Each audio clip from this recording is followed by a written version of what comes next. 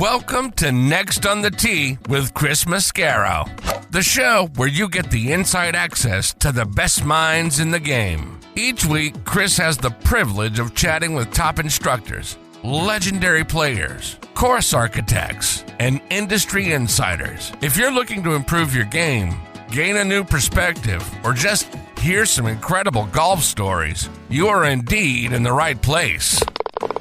You see, Chris, let me tell you something. I haven't spoken to a press man in my life that is knowledgeable, seriously, as you are. Never. You do such a great job. It kind of makes me feel good all of a sudden. You do so much for the game. You're so kind to all of us that are out there in the game. You know, we need more people like you in the game of golf. Thank you for pressing play. Now, grab your clubs, step up to the tee, and let's get started. This is Next on the Tee. Hey, Next on the Tee Nation, thank you so much for pressing play on this very special bonus edition of the show, featuring my conversations first with Tom Patri, and then later on we're going to be joined by Frank Darby. So the three of us will get into a wonderful conversation. Now, you guys know Frank.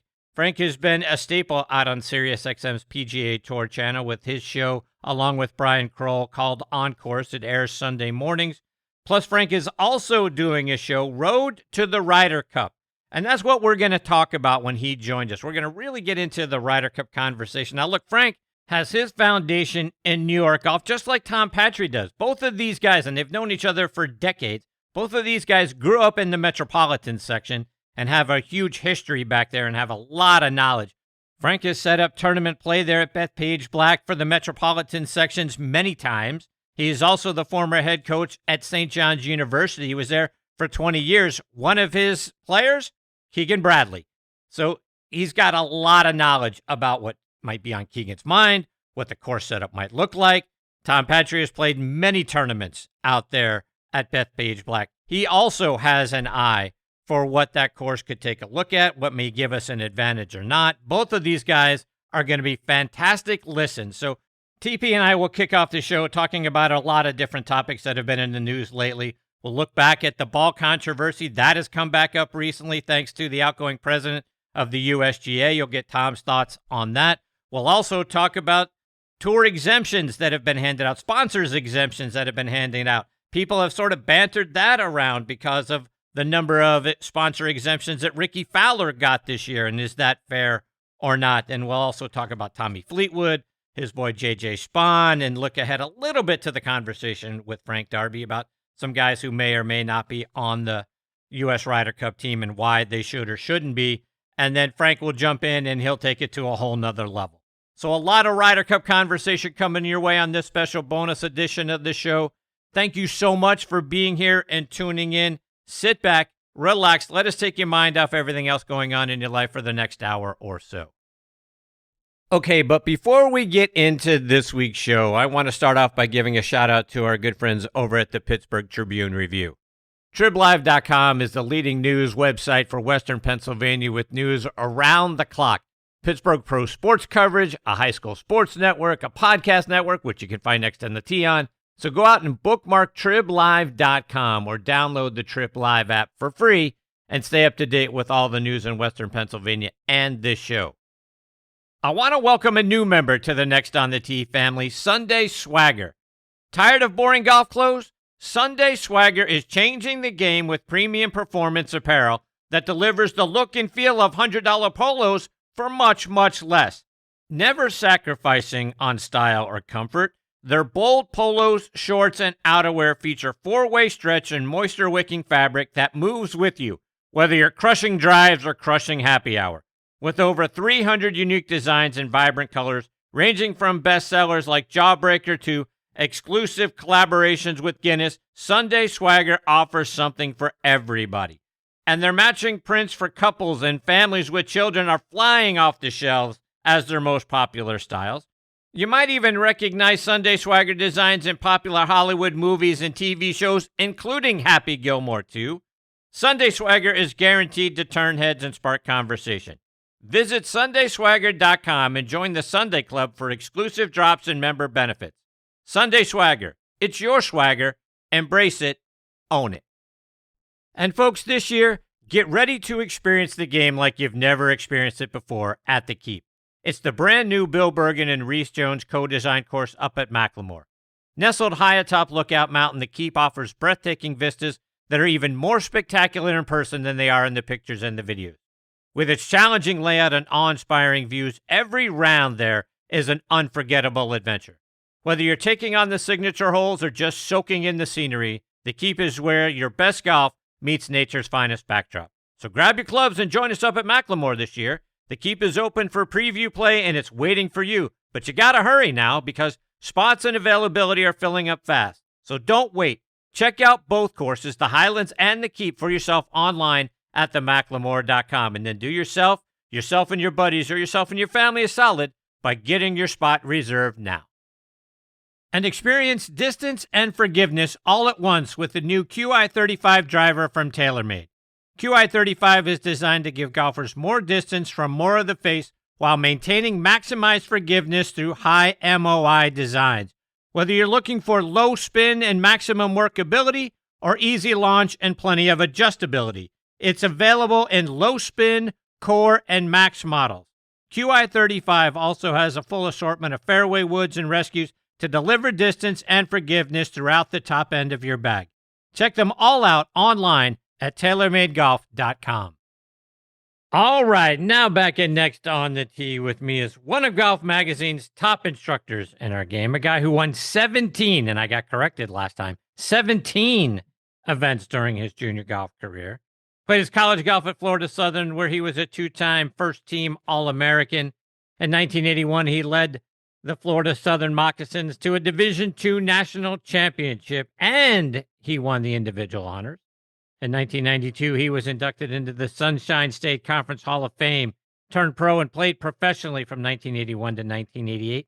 Here in the U.S., over in Mexico, Canada, Europe, and South Africa, he later became the director of instruction at Westchester Country Club, site of the Westchester Classic and several other PGA and LPGA Tour events. He's been named the Teacher of the Year everywhere he's been, and beyond all of that, he's an excellent writer. His work has been found in numerous publications like Golf Magazine, Golf Digest, and Golf Illustrated. Plus, he's written a wonderful book titled The Six-Spoke Approach to Golf that's 5-star rated out on Amazon.com. Who am I talking about? Well, of course, I'm talking about our resident director of instruction, Tom Patri. TP, how are you, my friend?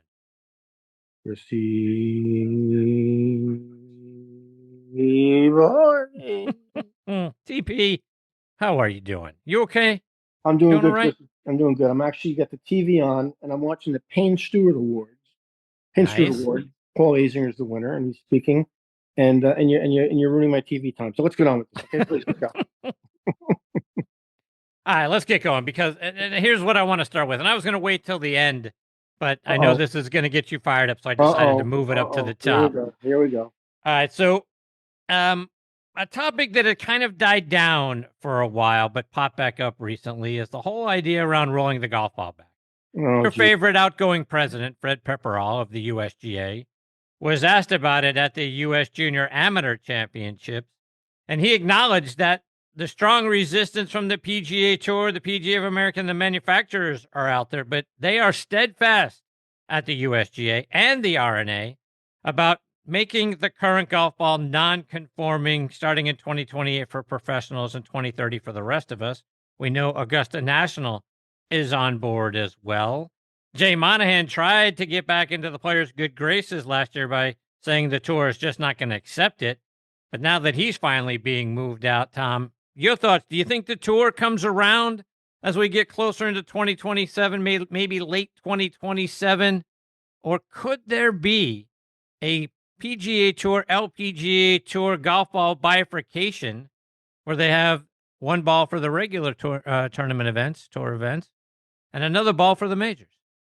Isn't it great when amateurs tell professionals what to do? You know, isn't it great that the ruling body is a group of amateurs telling professionals how to kind of run the world? Do I have to say more? So I don't, Chris. I think it's hard to put the cow back in the barn once he's out. You know, it's hard to put toothpaste back in the tube once it's out. So you're going to tell Rory McIlroy and Justin Rose and Jordan Spieth and Justin Thomas that I know you like hitting at 330, but you're not going to hit 330 anymore because you're going to play this marshmallow that goes 290. And is it really going to affect anything? Is it really going to change the golf world on the professional side? And I'm a little bit surprised at Augusta jumping in line so quickly. And I still think we're 2 years away. And does it really happen? It could. It could. Do the players resist it? Are there some people that decide not to play in certain events because of it? I, I just think we're creating more mess. I mean, now it's called a penalty area. It used to be, red line and the yellow line. Now it's why are we changing all these things? Was the game broken? Was it really broken? Listen, the athlete has gotten better. He's gotten stronger. He's gotten faster. He's gotten bigger. Equipment has certainly gotten better. The golf ball is phenomenal. And what came before all that? These courses came before all that, and some of them are landlocked. It can't be made any longer. But I keep on going back to this point. The last time the United States Open was played at Merion, we were told Merion was going to be far too short to hold a major championship on. That it was going to be a massacre. The golf course was going to be embarrassed. And then Justin Rose won that tournament, 1 over par. The shortest golf course in the modern era of the US Open, with all this equipment, all this technology, all these things that were supposedly going to destroy that golf course, and it was 1 over that won that championship. Where are we going with this thing? Where exactly are we going? So let's take that a step further, Tom, because we just saw a U.S. Open at Oakmont, and they tell me that Oakmont is the hardest golf course on the planet. Well, what makes it the hardest golf course on the planet? It's the height of the rough. It's how narrow the fairways. It's how penal the areas are if you don't hit a perfect shot onto the green.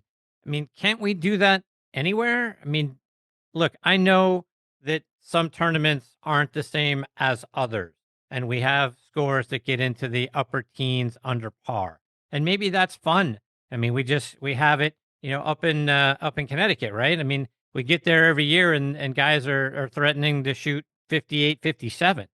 So, do we have to do the things that we're doing with the equipment? Can't we just make the golf courses and the conditions of those golf courses tougher?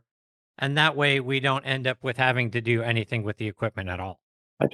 Chris, I think that's a great point. When you put 156 of the best players in the world on a golf course, and the fairways are wide and the rough is minimal and the greens are perfect, somebody's going to shoot a really low score.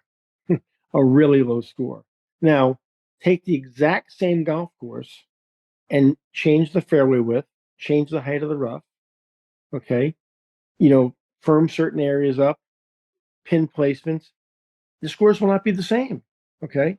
So when they go to the John Deere and when they go to Hartford and they go to certain places, because of conditions and talent and depth of talent, somebody's going to shoot a really low score. Okay. Yeah. And what's the great thing about the PGA Tour? It's called variety. You have the majors. It's a different type of major. Look, Augusta doesn't play like the Open Championship, and the Open Championship doesn't play like TPC, right? So, that's variety, and I think that's healthy. Why do we have to roll back the golf ball? Why do we have to? Exactly why are we doing that? Yeah. Well, look, I mean, I get what everybody has been saying that is defending the idea of doing it, that water's a problem, course maintenance is a problem, it's expensive and all of those sorts of things. But I don't know, and I'm not an agronomist, but if you would let the rough grow up more, I don't think that costs you more. Maybe it does. Maybe you got to water it to get it up. But, look, I mean, let it rain, let the summer heat grow up the rough, cut it less. To me, that would save you a little bit on the expense side. But again, I don't know how much water you got to put on those things so they don't die and all of that sort of thing. Why does every golf course have to be tough? Well, I mean, every course it doesn't have to be tough, but I mean, I get that. Look, guys are driving par fours now. I mean, look, Oakmont had to have a 300-yard par three to me, which is ridiculous. I mean, at some point, it does get to be absurd. So, but to me, that's all around. Let's do some things to the golf course, and we just not lengthen it all the time. I mean, why can't we put more fairway bunkers at the 310, 320 mark, right? Why can't we put a little gully? Why can't we do a berm? Why can't we do stuff like that with the golf course? But Chris, on the other hand, that drivable par four has become pretty exciting part of every broadcast, is it not? There's something to be said for that. It's kind of fun, right? I'm trying to think where recently there was a drivable par four with a lake right up against the green, and guys were going for it, and several guys made 7 on the hole. Okay, so it didn't work out real well for everybody. Yep. So, I mean, I think that's kind of risk reward. I think that's fun stuff too. I think that's entertaining. Listen, at the end of the day, one of the reasons we watch golf is because it's entertaining, right? And I'm not sure that bogeys are very exciting. You know, I get that some people go to NASCAR to see a crash, and some people go to NASCAR to see a winner. So it depends what your tastes are. Some people go to a tournament to see, guys make a lot of birdies, and some guys go waiting for the crash. That's entertaining. It doesn't have to be the same every week. Well, and I think that's a very good point, right? I mean, it doesn't have to be the same each and every week. I mean, if we're going out there watching the same 8 underscore win every week, and it's just a matter of who goes out there and shoots it, right. It's not that much fun. Right. So I get that point, and that's a good one. Let's switch gears a little bit. A couple of things have happened from a player perspective over the last several weeks, starting with my boy Jordan Spieth not advancing in the playoff process and likely not being a member of this year's Ryder Cup team. So, but here's my question to you, because I know we've talked many times about Spieth and your thoughts about what needs to happen. Maybe he needs another voice from an instructor perspective, a teacher perspective. There's some things in his swing that need to change. And I know he's had the same coach, the same swing, and all of that worked out really well for a really long time. It did? It did. I mean, look, 2014, 2015, 2016, he was the best player on the planet. This is, I don't know if you know, it's 2025 now. I get that. But that's what I'm saying. It worked out for a really long time throughout his junior career and up through 2016, even 2017 when he won the Open, but not so much lately. So the fact that he hasn't progressed into the playoffs, he's likely not to get picked to play in this year's Ryder Cup. Do you think that puts a fire in his belly at all? Does that make him kind of reevaluate what he's doing, because he really hasn't been that competitive for 7-8 years now? I think that different players have different priorities as they get older. I think that some guys get married and it fires them up to provide for their family. Some guys get married and they want to spend more time at home. Some guys want to work harder for their family, and some guys want to take some more time off to be with their wife and kids. I think everybody's different. I wonder, I don't know this, obviously. I wonder if there are certain players on tour like Spieth, like Ricky, maybe like Justin Thomas. I don't know, that, they've made a lot of money quickly, and I'm not sure if they're as motivated as they were right out of the box. Obviously, those 3 guys came out swinging pretty fast and haven't quite been the same player in the last 3 or 4 years as they were. You wonder if it's motivation, you wonder if it's lack thereof, whether it's, whether they're looking in the mirror and really asking themselves the right questions. I don't know, but I just think that, it's so competitive out there, Chris. It's so hard. There's so much depth out there now. If you take your foot off the gas, you're going to get run over from behind. You're just going to get run over. We talk about parity on the PGA Tour. Well, there is parity because the depth is incredible. I mean, you talk about low scores. Look what's being shot on the Corn Ferry Tour every week. Look at those scores. Those guys are itching to get to the next level. You blink and you're going to get run over. You mentioned Ricky Fowler a moment ago, and a lot is being made of how Ricky was able to make his way into the top 50. And according to Joseph Lamagna over at the Friday podcast, Fowler ranked 64th heading into the playoffs, top 7 to get in. Of the 665 FedEx Cup points that he earned during the regular season, 319 or 48% of them came from getting a sponsor's exemption into a given tournament. And look, I get sponsors fund the tour, so they get to invite, a handful of players that they want to see out there. And Ricky is a fan favorite, brings fans out to the tournament. But the mantra on the PGA Tour forever has been it's the ultimate meritocracy. If you want to win more money, play better. Chris Kirk is a guy who finished the regular season ranked 51st in the FedEx Cup standings, so he didn't get to advance beyond the first round, and he had 0 sponsors exemptions this year. I mean, what are your thoughts on Ricky making it into the playoffs and getting into the second round of them with a little help from his friends? Well, I think that, there's 2 ways to look at this, Chris. First of all, is that fair? Chris Kirk, Chris, play better. Stop whining, play better. But on the other hand, it's a business out there.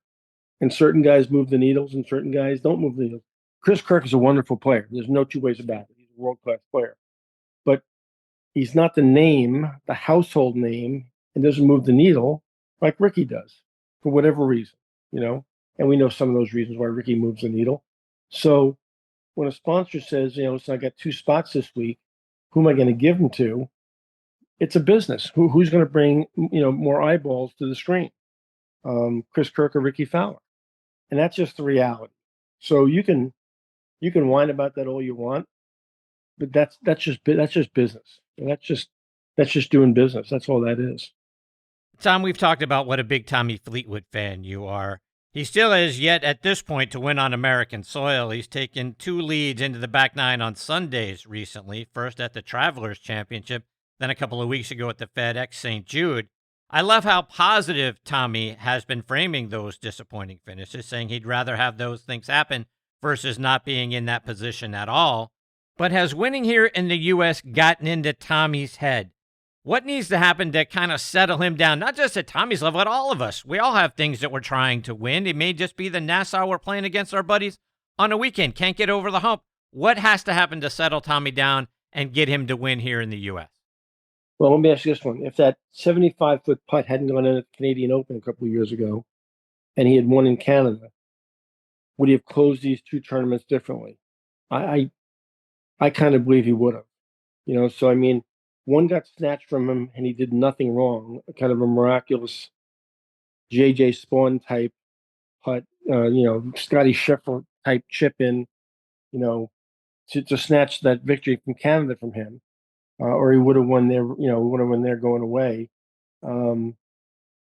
He definitely stepped on his own, coming down the stretch in these 2 events. I still think Tommy Fleetwood wins here. And if he wins once, he wins 5 or 6 times. He's just too good of a player. But you could have said the same thing to your argument, Chris. Same thing about Colin Montgomery. Wonderful player, won a million times around the world, but couldn't get it done here. And had a lot of chances coming down the stretch like Fleetwood has had. So, it's hard to win on the PGA Tour, man. It's really hard. And there's a lot of ways to win out there, and there's a lot of ways to lose out there coming down the stretch. I still think he gets it done at some point. I am a big Tommy Fleetwood fan. I think the comments he's made to protect his own psyche, which I think he's doing the right thing. You've got to, that psyche is very, very fragile. And we've had guys that have gone through what he's gone through, and they've disappeared from the TV screen forever. They've folded their tents and gone home. He doesn't seem to have done that. He's still fighting. So I'm hopeful and optimistic that he gets it done at some point. J.J. Spawn is another one of your boys. Since he nearly won the Players' Championship back in March, he's had an interesting quote recently about how he's feeling about things. Here's what he said. I don't know what's gotten into me, honestly. I'm just content with what I've done in this game. Now it's just like free rolling. I'm just trying to win, and that's just a freeing mentality to have. I have some feelings, if you will, about the word choice, but I'm choosing to take it as the pressure is off of him because of winning the U.S. Open, so now he can just freewheel it from here on out. What are your thoughts on his statement? I think you have to, I think that's open to interpretation. We can go both ways in this. He's said, I'm content. I'm going to sit on my laurels. I'm going to kind of glide through it. Or he said, I still want, I know how to win now. I'm not sure what he was trying to say. When I watch JJ be interviewed, he doesn't seem comfortable at the microphone. I don't think he's really embraced what he's done so far in terms of comfort. I think he stumbles and bumbles in front of the microphone sometimes. So I'm going to give him a pass on that quote. He sure looked like he was trying to win against Justin Rose in that playoff. That was a hell of a playoff, and could have easily put that one to bed too. I think he still wants to win. I think that was, maybe we can misinterpret that quote a little bit. I still think I still think he wants to win more. In the next segment, our good friend Frank Darby is going to join us, and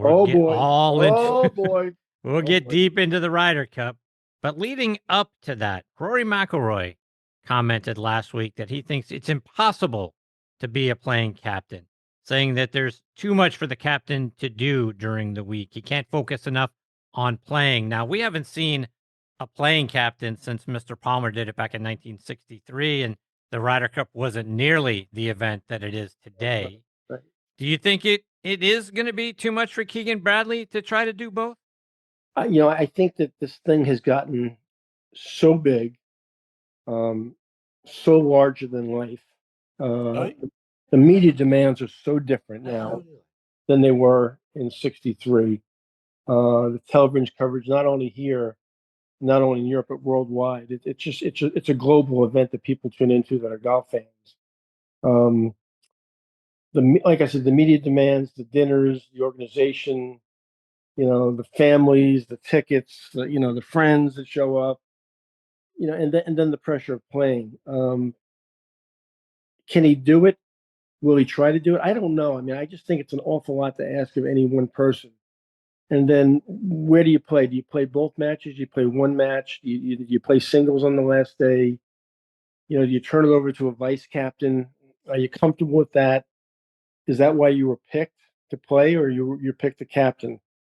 I don't know what he's going to do. I mean, he's clearly one of the best players in the world. He clearly has a lot of experience at Bethpage Black, having gone to St. John's. Tough spot, man. I don't know which way to go in this one. This week is obviously the Tour Championship. We've had a number of iterations of scoring to determine who's going to win the FedEx Cup, Tom. It's supposed to be a season-long race. The original way we had with that complicated algorithm that was hard for everyone to follow and to keep up with. And it seemed like on that last day, leaders were changing all the time. You couldn't find it on the leaderboard. It was just so darn confusing. So they got away from that. And then we had obviously the staggered leaderboard, and that wasn't all that popular. And now we're going into this year where any one of the top 30 can win it. I mean, literally can win it, because it's just like a regular golf tournament. And I don't know that I like that even as much as the other two, because the regular season should mean something. I mean, the 30th ranked player coming in and getting a hot week, that beats Scotty Scheffler for the FedEx Cup, a guy who won 5 times this year, 2 majors. That seems like that would be criminal. The Milwaukee Brewers are the best team by record in baseball right now, Chris. Are they going to win the World Series? Probably not. You don't think? Probably not. I like it. Yeah, probably not. So I get it. I've always thought that the playoff system in golf was a flawed animal. I don't think it makes any sense. Listen, we've said this before. I used to love when the last tournament of the year was at Disney and 125 guys kept their cards, and guys from like 100 to 150 showed up at Disney because they were fighting for their life to get back on tour the next year. And we go to this playoff system, and we haven't really figured out a way to get it right. And I still don't think it's right. The staggered start was an abomination. That clearly was not very popular, not only with the players, but with us, the golf fan. I don't know what the answer is, but I don't think they've got the answer yet. We've got our good friend Frank Darby. Okay, let me say one thing. Uh-oh. Let me just say one thing. Should So, I Darby, unmute his mic first or no, no? no. Leave his mic open. So we grew up together. We've been friends a long time. But I just want you to know something. I've got my snorkel out, and you should give Darby a snorkel because once he starts talking, he won't come up for air. Okay, so once you ask him the first question, I don't know why I'm on this segment any longer because I'm not going to get a word in. Okay, I'm sorry to butt in here, but as you heard, Frank Darby is going to join us in a minute. Frank is just spectacular, one of the great people in our game. Before he joins us, I want to remind you about our wonderful friends over at On Point Golf and their out of this world On Point golf ball marker. And if you don't have one, folks, you really need to go check it out at onpointgolf.us.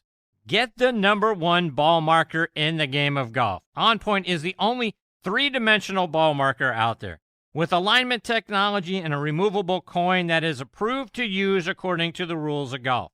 As you know, putting is all about line and pace. Mark your ball with On Point, engage with your 3-dimensional ball marker, and have more confidence in your line, execute the putt, and you're going to lower your scores. Do what the likes of Jim Furyk, PGA professionals, and amateurs alike are doing now. They use the #1 ball marker in golf and they lower their scores. You know Ken Duke and Thongchai JD. They won for the first time on the PGA Tour in 2023, and they were using an On Point ball marker. Get yours at onpointgolf.us and make more putts. And oh, by the way, you can also customize the removable coin for any club, event, or corporate outing. They make really great tee gifts and custom products. That's also going to help lower your score. I use On Point ball markers. Mine is black and gold, 3D black golf ball with a gold line down the middle to help me line up my putts. It's like having a 15th club in my bag. It's helped my game. Why wouldn't you let it help yours? Again, onpointgolf.us. See what I'm talking about. Order yours today. I also want to remind you about our wonderful friends over at Squares Golf. So Nick here. What if there was a golf shoe embraced by hundreds of thousands of golfers, celebrated for its stability, comfort and distance? What if this shoe earned the title of most technologically advanced golf shoe by Sports Illustrated? And what if the company behind that shoe spent the last year perfecting a brand new category of golf footwear? Well, the what if is here. Introducing the all-new Pro S2 LT by Squares, a new class all of its own, the perfect blend of lightweight comfort and stable performance. You'll notice the difference. Change your shoes, change your game. Squares. I also want to give a special shout out to our wonderful friends over at the Pittsburgh Brewing Company. Their pumpkin ale is back, folks. It's the #1 selling pumpkin beer in Western Pennsylvania and incredibly popular everywhere their beer is sold. Why? Because it's everything you love about beer disguised as everything you love about homemade pumpkin pie. Go online to pittsburghbrewing.com to check that one out. Plus, their other great beers, including the Blockhouse Blueberry Wheat, along with my family's favorites, Iron City Nicey Light, of course. Plus, make plans to attend Oktoberfest on Saturday, September 13th and Saturday, September 27th. Tickets are on sale now at pittsburghbrewing.com. All right, well, I'll wait a second and unmute him. But before I bring him into the show, let me give him a nice introduction. As everybody knows, Frank has his own show. It's called On Course, which airs on Sirius XM's PGA Tour channel. He partners with Brian Kroll. They do a fantastic job. Frank, looking back over the course of his career, graduated from St. John's University and would later go on to coach the men's golf team there for 20 years. Led them to the 2014 Big East title. He was named the Coach of the Year that year. Among the many great players that he had an opportunity to coach was 2011 PGA champion and our upcoming Ryder Cup captain, Keegan Bradley. Frank has been active in the Metropolitan PGA Section for over 30 years, and he served as the tournament operations director. So he might know a thing or two about Bethpage Black and have some insights on what Keegan might do to set up the course for the Ryder Cup. And I couldn't be more thrilled that I get to have him and Tom Patri both together here on this segment of Next on the Tee. Mr. Darby, how are you, my friend? Do I have to share this thing with Patri or what? Exactly. Here we go. Darbs, how are you, my man? Hello, Tom. How you doing? I'm good, pal. Where you at? I am in Boston. We just took my wife and daughter up here, and we've been kind of hanging around for a couple of days. And Nice. she's a sophomore in high school, but she wants to go to one of the Ivies, so we're starting early and hung out at Harvard this last couple of days. I hope she's got your wife's brains then, Darbs. Most of them, yeah, definitely. Good. Then we have a chance. Then we're okay. You gonna get in a Red Sox game? Definitely not. The Yankees are Thanks, playing. Darby. Thank you, Darby. Thank you, Darby. Thank you. Yankees are playing the Red Sox the next 4 games on the Correct. week. So That's that's right. enough. That's enough. All right, so let's talk a little golf, Frank, because the U.S. has won so few of these Ryder Cups since the mid 1980s. I worry about the courses that we've chosen to host it at. We were last at Bethpage for the 2019 PGA Championship. Unfortunately, Brooks Koepka and Dustin Johnson were the top 2 players. Brooks getting the win. Those guys are over on Live now, so we're not going to have a champion from Bethpage to run out there. I'm concerned about what we're going to see when we've got a fantastic European team against a U.S. team that I'm not feeling so strongly about. What are your feelings as we look ahead a month to get to this Ryder Cup? Hey, listen, I think the Americans are got a really, really strong team, and you just never know. I think everybody's going to be prepared, and um, I think the Americans are going to be the favorite, and then it's not because of the golf course scenario, but because of Keegan Bradley and the fans. I think the fans are going to spur them on as well. But I think the Black is going to be a really good golf course for the Ryder Cup. I think they're going to set it up. Probably going to be a lot similar to what happened at Hazeltine. Try to make it maybe a birdie fest. I think the Americans have got the opportunity with their players to go to shoot low numbers, make some birdies, and just win. I think pretty easily. Hey, Chris. Yeah. Hey, Darbs.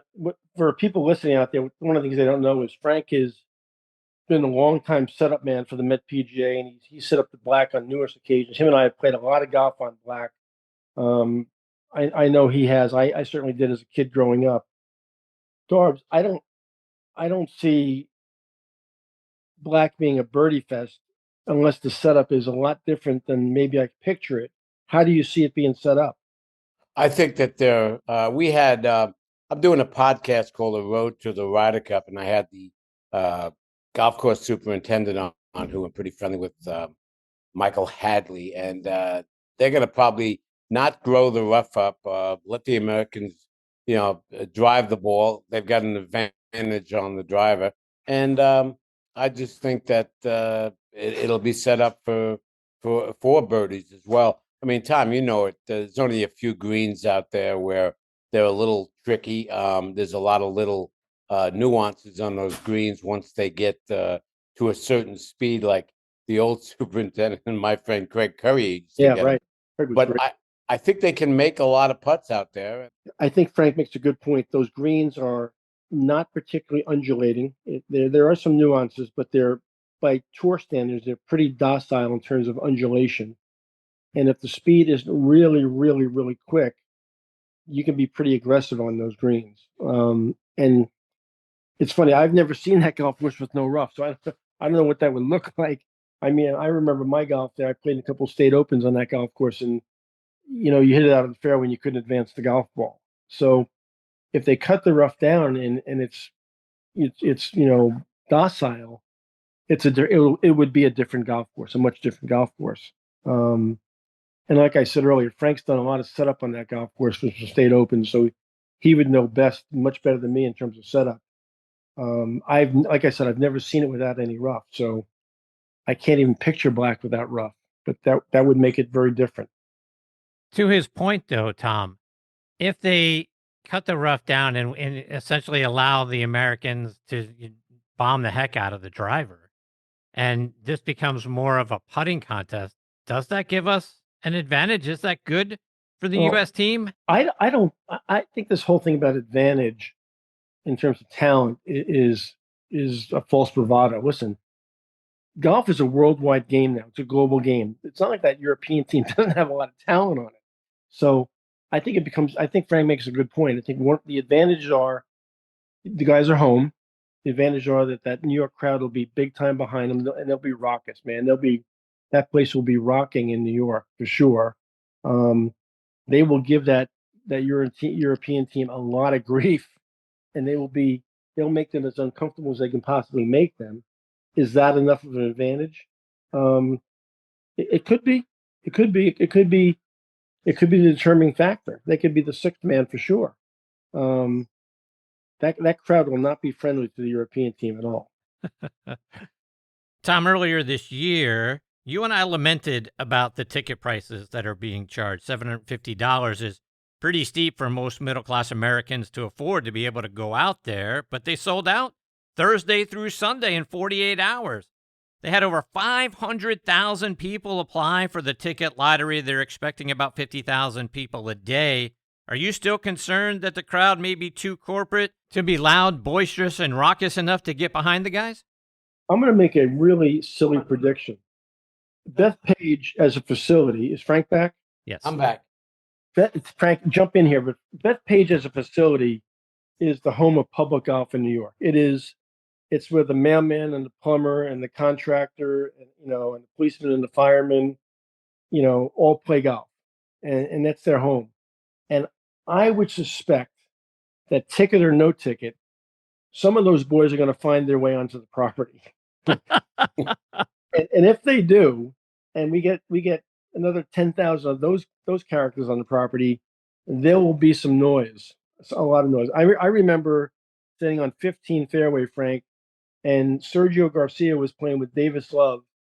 I'm trying to think of what event it was. I guess it was an Open, and that's when Sergio was regripping the club 45 times. Yeah, and they were screaming at him, hit it, and just followed him around, torturing him for 4 hours. They can be, as Frank knows, that New York crowd, whether you're going to a Yankee game, a Giant game, a Ranger game, or a Knick game, they can just wear your ass out. They'll be tough. Yeah, I think so. I mean, I'm not certain how many of those guys will be able to sneak in there because security is going to be on top of things. But I think, and Tom, you're going to definitely agree with this. I think the New York fans and we're a little bit misunderstood. Wouldn't you think so? I think misunderstood.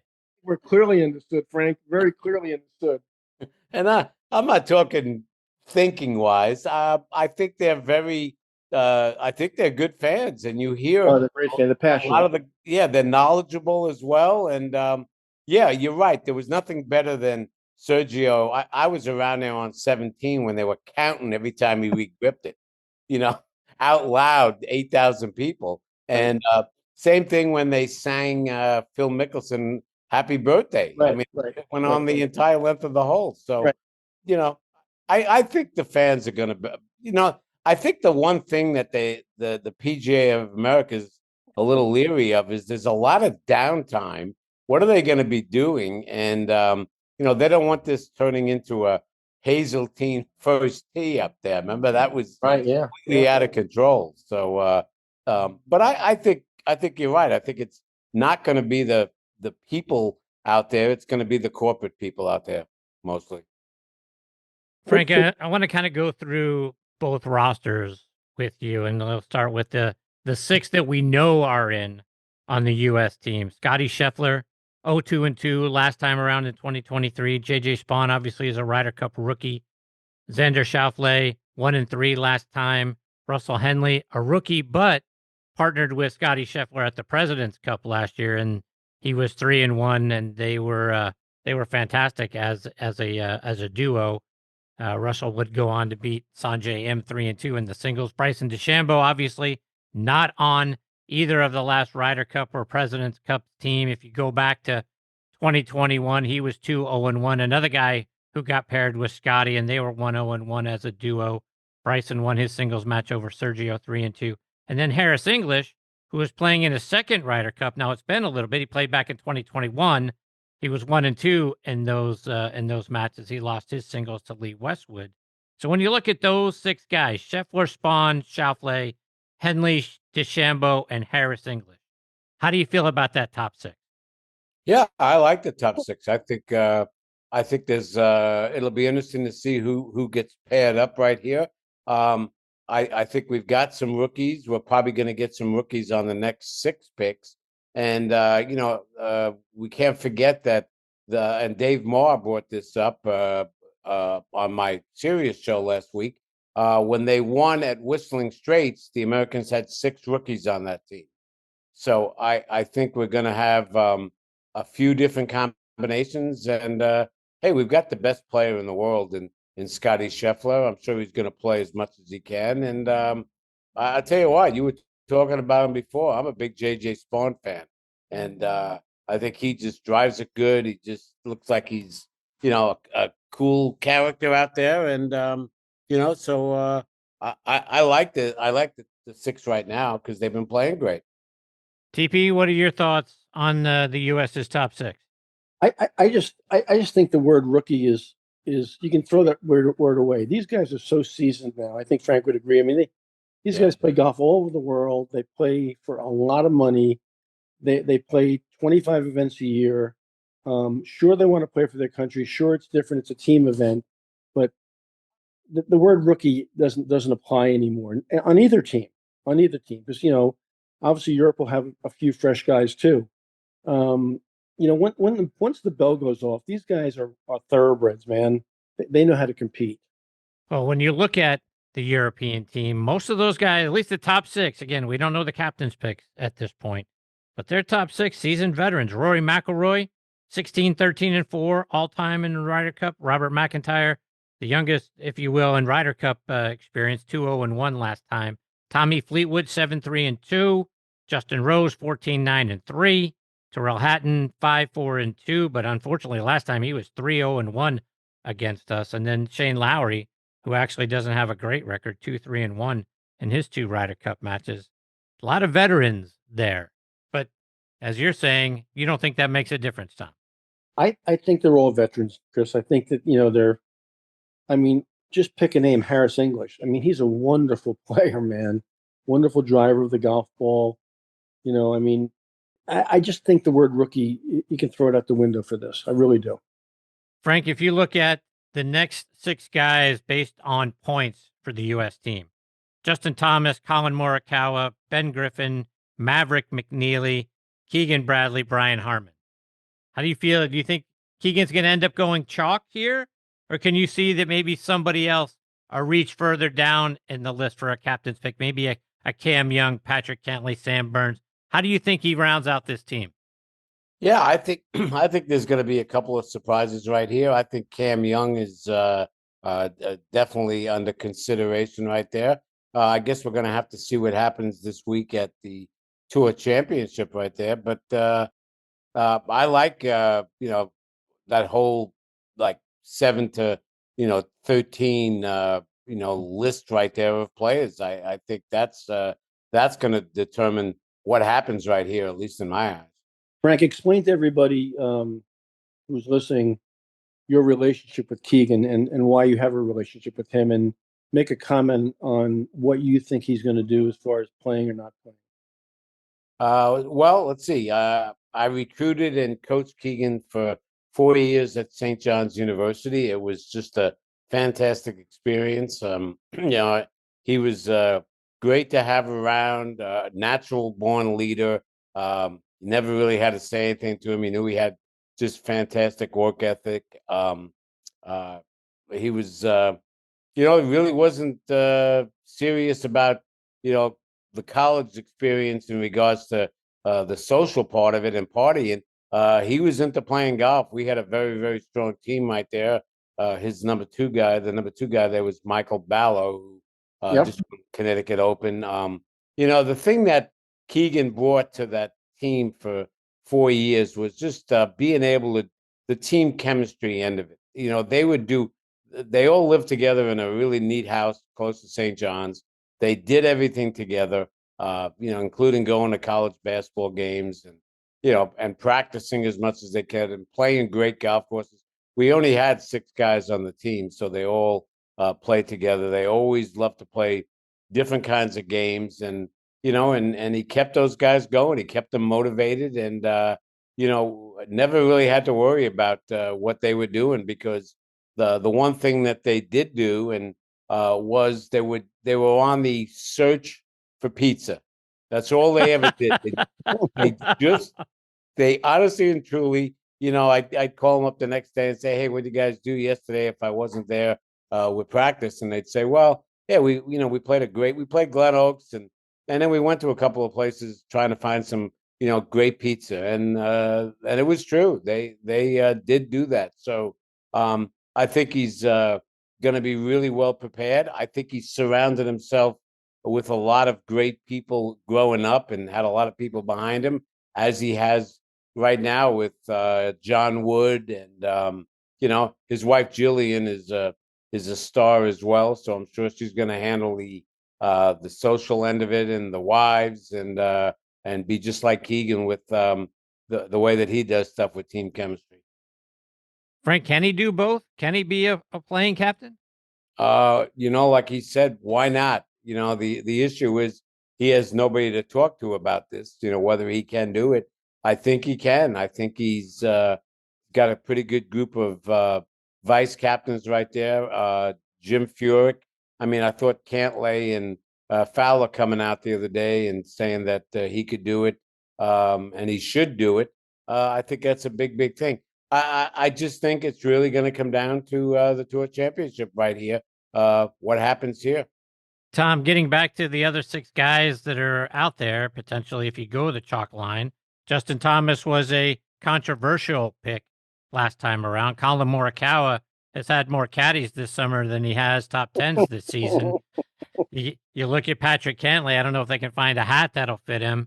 Your thoughts on these? Do you think he goes chalk, or I know you're big on Cam Young as well? Do you think he goes for a couple of guys that are a little further down the list? I like Cam Young a lot myself. I think he's playing good at the right time. Frank and I both know David Young, his dad, very well. Cam's a hard worker. Little trivia fact, he won the Met Amateur on Bethpage Black. New York kid, a lot of support in that area. My question is, as a young guy, is the stage too big for him? I don't know. Finished second at the Open Championship at St. Andrews. It wasn't too big for him there. He's a pretty ballsy kid, and again, he's playing good at the right time. Wouldn't be a bad pick. Morikawa scares me right now. He just seems like he's got a little Sybil in him this summer. He's all over the place. That would worry me a little bit. Justin Thomas hasn't shown great form recently, so that would concern me. Keegan's got a hard couple of choices to make in the second 6, I think. Frank, when you think about a guy like a Justin Thomas, when we look back a couple of years ago when he was controversial, they said, hey, you can't have a Ryder Cup team that doesn't include Justin Thomas. He has certainly been a huge player for the U.S. team for several years. How much does a guy like JT, or just a guy who is a good locker room presence, has a good personality about him, who gets fired up, how important do you think someone like that is to the U.S. team? Oh, I think he's a valuable member of this team. And like you said, I think he gets people fired up, and, he shows all his emotions on his sleeves. I mean, not just his sleeves, everywhere on his body. And I think that Bethpage Black is kind of made for him. Hits it a little right to left. And, if he's ever had some issues with putting, I think he can handle those greens. But I think he's going to be a key member of this team, and he'll want to play every match. You know that. I hope he's right. I hope Frank's right. So like TP just said, Frank, would a guy like Colin Morikawa give you pause? I mean, he's really only had one good finish since the Masters. He finished tied for 8th a couple months ago at the Rocket Mortgage Classic. He missed his last 2 cuts prior to the playoffs, and the caddy situation has been crazy over the last few months.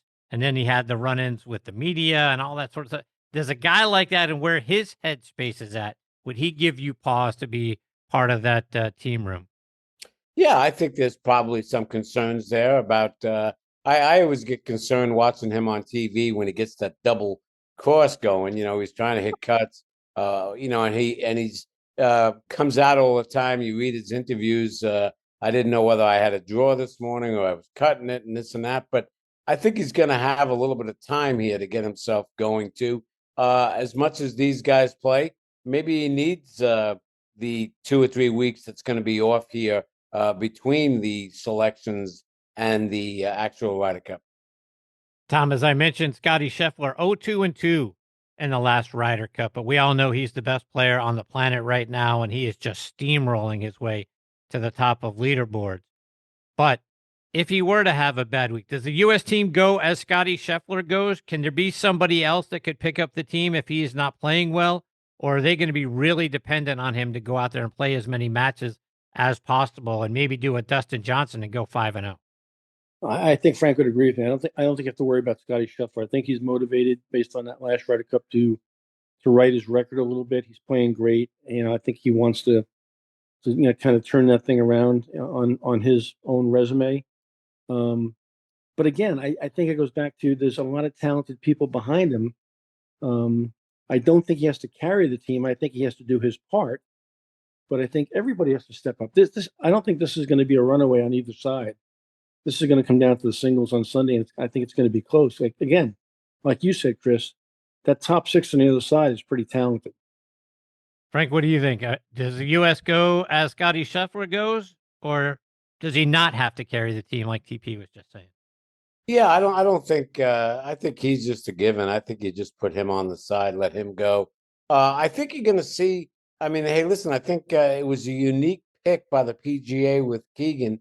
I think you're going to see some unique pairings, and I think you're going to see Keegan not afraid to change some things up right here. And I think he'll kind of go with the hot hands, and I think he's just not going to let what happened when they did not play him and Mickelson in that afternoon match that time. I think that was not playing the hot hand because they were really playing well. So I think he's going to be. It'll be very interesting to see what these pairings are. Let's take that a step further, though, Frank. How great a pairing! How exciting a pairing were Keegan and Phil Mickelson. Oh, that was like the best pairing of all time. I mean, hey, Keegan was pretty much a rookie then, and he got paired with the master, and they just fed off each other, and that was a unbelievable couple of days there, the two of those guys. It's kind of, Chris, it's going to be kind of like this Boston Yankee series with Giancarlo Stanton and Aaron Judge, something like.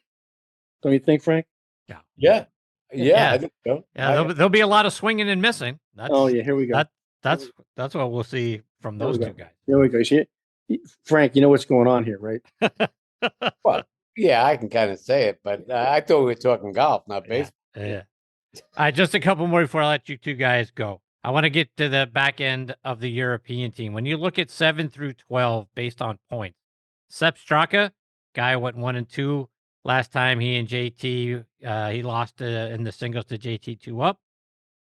Rasmussen Højgaard, a guy who we think didn't play last time, but you never know. He's got a twin brother, and you never know if those two guys go into a porta potty, who's coming out.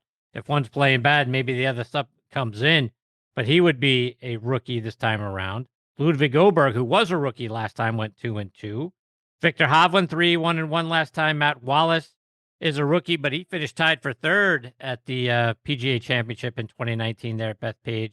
And we all know about Matt Fitzpatrick, a guy who always shows up in the majors, but 1-2 last time in the Ryder Cup. TP, when you look at those guys, Straka, Højgaard, Åberg, Hovland, Wallace, Matt Fitzpatrick, give you pause? No, world class, all proven, all talented. Chris, I'm going to go back to what I said. There's no rookies anymore. These guys are really talented people. I mean, Seth Straka, really? I mean, he's a great player, man. Matt Fitzpatrick, he's a bulldog. Nobody's a rookie. These guys are all good. I'm going to go back to what I said. I don't think this thing is a runaway. I think this is going to be an absolute fist fight right till the end. Frank, what do you think when you look at the next six on the European point standings that make a formidable team? What are your thoughts on Straka, Højgaard, Åberg, Hovland, Wallace, Fitzpatrick? Yeah, hey, listen, I think that's six really strong PGA Tour players. These guys are, I think they need to change the rules, Tom. I think they need to make certain that these Europeans have a residence and live for 7 months of the year in Europe. Agreed. They're here more than the Americans are. I mean, they all, it's not even it should just be a U.S. versus a U.S. type of Chris, I think Frank is making a joke, but he's making a great point because I think he's making a great point too. Because you talk about American course setups, these guys are playing here all the time. We're not surprising them with anything at Bethpage Black. We don't. I think it goes back to what Frank said earlier. The wild card is the fan. I think the fan is a big deal at Bethpage Black. I don't think the golf course is a big deal because I think these guys play American golf all the time. So I don't think we have an advantage on the golf course necessarily, but we do have an advantage in the grandstands. Well, that's true, and I tell you, from everyone around here in the state of Georgia, when we see Sepp Straka playing for the European team, Right. it's a little hard. It's a little hard to. Right. Yeah. Right. Yeah. We talked odds-on favorites. Well, the U.S. is minus 145 to win this thing, so you got to bet $145 to win 100. So to me, that seems like they are pretty big favorites. Frank, if you're a betting man, you putting down 145 to win 100 on the U.S.? I'm not really a big betting man, but yes, I am. Definitely. You, TP? You I'm betting 145 to win 100? I'm laying off the betting on this one. I don't think there's a favorite here. Wow, no favorite? No favorite. Wow. All right. Before I let you guys go, Frank, remind our listeners how they can listen to your show, apparently shows now, and then follow you on social media as well. Yeah, well, I've got a podcast that we've done for like 19 straight weeks called The Road to the Ryder Cup. It's on every social media platform right now. I do it with Jeff Poplawski, who's the wellness and recovery director for the USGA, and he's out of Bethpage, so it's been we've been getting some great guests. And then we're on the name of our show with Brian Kroll on Sirius XM is called On Course, live at 10 o'clock on Sunday morning. So you can get us on those two medias. How can we see you on social media? Well, with, like I said, with the Road to the Ryder Cup, we're on LinkedIn. We're on every platform there is right now, our show. On Twitter, aren't you at FDarbs? Yes, I'm at FDarbs yes, I'm at FDarbs at Twitter, FDarbs at Instagram as well. So you can catch me there as well. TP, remind everybody how they can find you. Who cares? Here's the deal. I want to say a little something about my friend Frank Darbs on the way out here. Nobody probably in the last, I'm 66, and I don't know how old Darbs is now, but I'm 66. In the last 30 years of my career, which started in the Met section, nobody has done more, been more involved, been more positive in amateur golf, in college golf, with the Met PGA, in giving back than Frank Darby. So you're really lucky to have him on, Chris. And then you yourself do a great job on this platform, and we're so grateful to be on with you. So who cares where I am? Darbs, it was great being on with you. It's funny. We've been playing together for a long, long time, and Mike Diffley and I used to drive out and play with Tom out there on the island. We always had a blast there as well. But same with Tom. I mean, he's been great for the game of golf, great for teaching, and like I said, been a good friend for a long time. Tom Patri, Frank Darby, it is a huge thrill to get to spend some time with both of you. I can't thank you enough for taking time out of your collective busy schedules to come back and be a part of the show. TP, it goes without saying, a huge privilege to get to do this show with you every other week. Frank Darby, a third time here on the show. You guys are fantastic. Thank you so much for being here. Oh, anytime. Hey, thank you for having me. And Tom, nice talking to you. Okay, you guys, great being with you. Have a great evening. Take care, Tom. Take care, Frank. Thank you. That is the great Frank Darby and Tom Patri, folks. What a huge privilege to get to spend time with both of those New York guys. They're misguided with their Yankee thing. I can't understand what happened. I blame their parents. But outside of that, two of the best people in our game and guys that are intimate with what it's like playing golf in and around the New York area, certainly at Bethpage Black. Frank with his time with Keegan Bradley, again, head coach at St. John's, and had the opportunity to coach Keegan for 4 years and has certainly known him for a very, very long time. So he's got a little insight into what Keegan might be doing and what the course setup might be. Again, as Tom mentioned, and we've talked about with Frank in the past, a guy who did a lot of tournament setup for the Met section. He was there for 30-plus years. So he certainly knows a thing or two of what it's like to play at Bethpage and how that course could be set up in a way to kind of give the U.S. team a bit of a leg up. So I'm sure he's going to be right about the things that he said. What a wonderful podcast he has. Road to the Ryder Cup, 19 of those episodes so far, and we've got a few more before we get to those matches. At FDarbs is where you're going to find him on Instagram and X. At Tom Patri Golf is where you're going to find TP on Instagram, and at TPatri Golf as well. 2 pages going now on Instagram, and if you were around the last couple episodes, you understand why some crazy things happened on Instagram for Tom and got those things rectified, so you can find them both places. And as I always say, don't forget to go out and subscribe to Tom's YouTube channel. You got 350 plus free playing lessons waiting for you there. So, like we say, Tom will be back in a couple of weeks. Hopefully we get the privilege of having Frank Darby back on the show again before too long. All right, my friends, it is time for me to put a bow on this edition of Next on the Tee. I want to thank both of those guys, Tom Patri, Frank Darby, for joining me this week. Now, next week, I'm going to be off. I'm going to be recovering from ankle replacement revision surgery. If you recall, last December I had ankle replacement surgery. Things were going fine with the recovery until they weren't. The pain came back. A nuclear medicine bone scan revealed that the bottom part of the artificial joint has come loose, so they're going to have to go back in there and replace that piece. So I'll be back in a couple of weeks, and when we reconvene, Tom Patri will be right back again. The confidence doctor, Dr. Bob Winters, will be here. And the head golf professional at one of the top courses in our country, Seminole Golf Club, Matt Cahill, will make his next On the Tee debut. So, folks, it's going to be a fantastic one. I hope you'll come back and join us. I want to thank our friends again over at the Pittsburgh Tribune-Review for hosting this show on their site. For coverage of everything going on in Western Pennsylvania, including your favorite sports, go to triblive.com. You can find this show by then clicking on the Sports Section tab, and you're going to see the most recent episode right there front and center for you on the homepage of the Sports Section. Or you can click on Sports and then Podcast Network. Then you'll see the Next on the Tee logo. If you click on that, many of the most recent episodes from this season are going to be right there for you as well. You can also find this show pretty much anywhere you get your podcast content, including over on Good Pods, Apple Podcasts, Spotify, Amazon Music, and GolfNewsNet.com.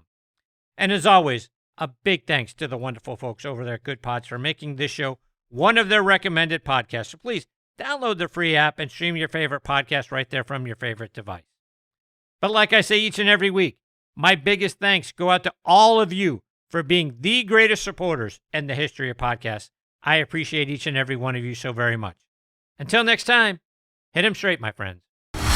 Thanks for joining Chris again this week on Next on the Tee. We hope you enjoyed the conversations as much as we did. Please share the show with your golf buddies and be sure to follow it on TribLive or your favorite podcast app so you never miss an episode. Thanks for pressing play and being part of the journey. We'll see you next week, right here, where the best minds in golf share their stories.